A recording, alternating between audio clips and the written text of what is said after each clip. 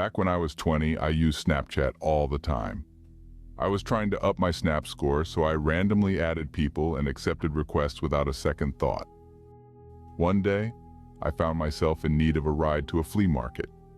So I made a post, hoping someone in my friend list would come to the rescue. To my surprise, a guy I'd never really chatted with, just a Snapchat connection, stepped up. He offered a 2-hour drive, all expenses covered. It felt strange, and my gut wasn't vibing with it, despite the seemingly friendly offer. Trying to be cautious, I declined, but he insisted, claiming he was bored. That definitely raised a red flag.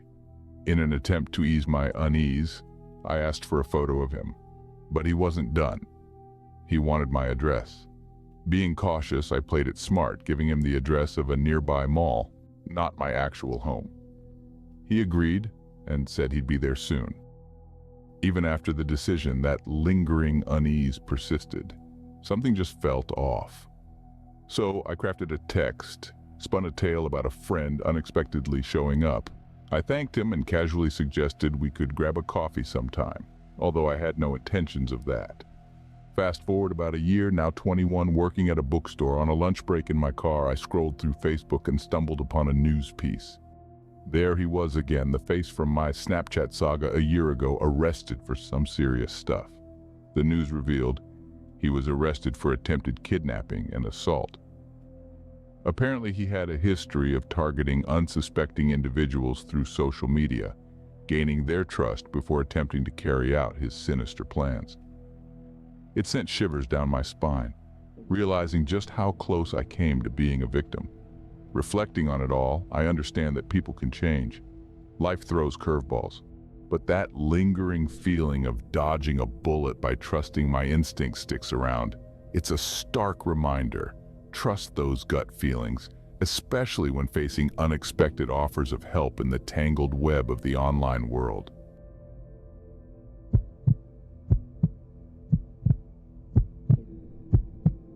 Last month, I was at my friend Emma's house for a sleepover.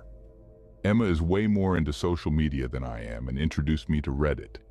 She convinced me to make an Instagram account not too long ago. Unlike me, she's on every social media site imaginable: Tumblr, Reddit, Instagram, Twitter, Snapchat, and more. She even uses multiple messaging apps like Kik. She's always been the social butterfly, whereas I prefer my books. The night started casually with face masks, makeup shenanigans, and the usual girl stuff. We ordered pizza and were chilling on her bed. Emma was scrolling through her favorite sites, and I was exploring her extensive makeup and nail polish collections when something caught my attention. It felt like someone was looking at me, and I found myself staring out the window. In broad daylight, I saw a man standing across the street. He quickly ducked behind a car upon realizing I spotted him, and then ran down the street. When I told Emma, she brushed it off, thinking I was trying to scare her. Despite the weird encounter, I tried to forget about it. Later on, Emma mentioned a guy she'd been chatting with on Kik, and it seemed he was getting creepy. She showed me the messages from him, expressing concerns about being clean and needing protection. More unsettlingly, he hinted at coming to her house. I advised her to block him, and she did. As the night grew darker, Emma became increasingly unnerved by her messages. She tried to hide it, but I knew her too well. After persistent questioning, she finally revealed that a new account messaged her, claiming to be the previous guy's friend and wanting to be her friend.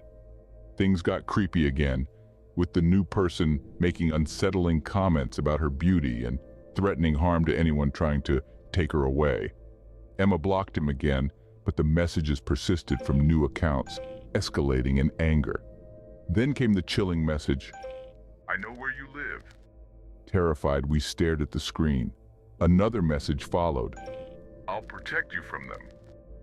I urged Emma to tell her parents, but she was reluctant due to their strict views on her online interactions.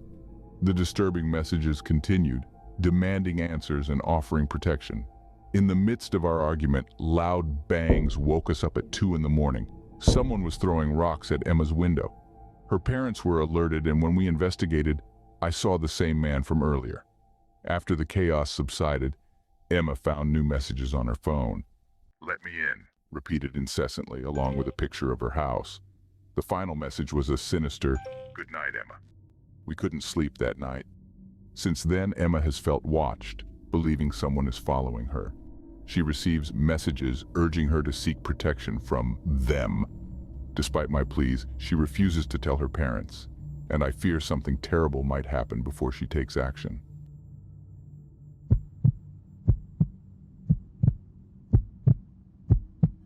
Living in the age of constant connectivity, I'd always considered myself a savvy social media user. I was cautious about what I shared, mindful of my privacy settings, and always selective about the connections I made online. Little did I know my carefully curated digital existence was about to become a terrifying reality. It started innocently enough, a friend request from a stranger. Their profile was devoid of any personal information, just a black silhouette as their avatar and an empty bio. Curiosity got the better of me and I accepted the request. What harm could it do? A few days later, the messages began. They were harmless at first, simple comments on my posts, but they gradually became more intrusive and more personal.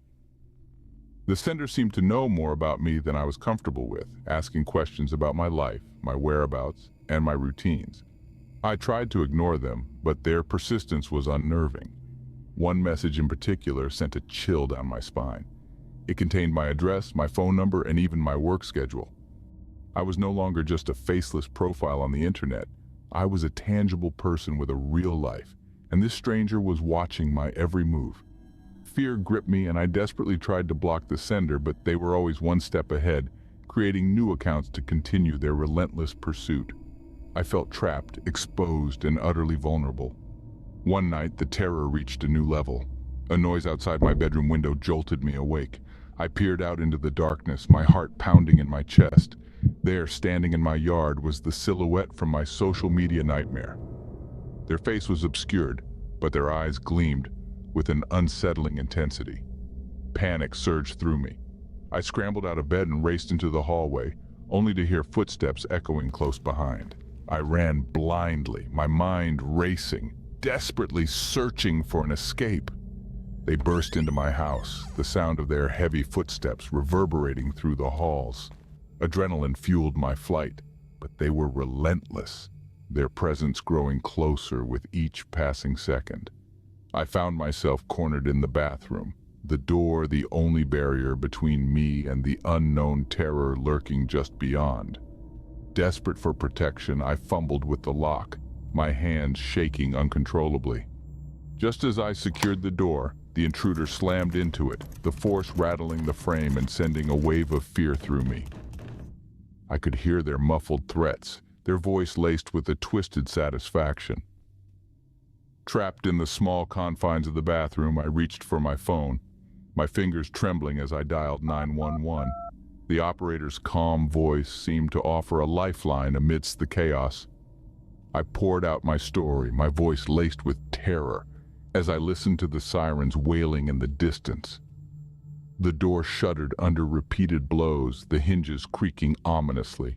I held my breath, my heart pounding in my chest, praying that the police would arrive before the intruder breached my sanctuary.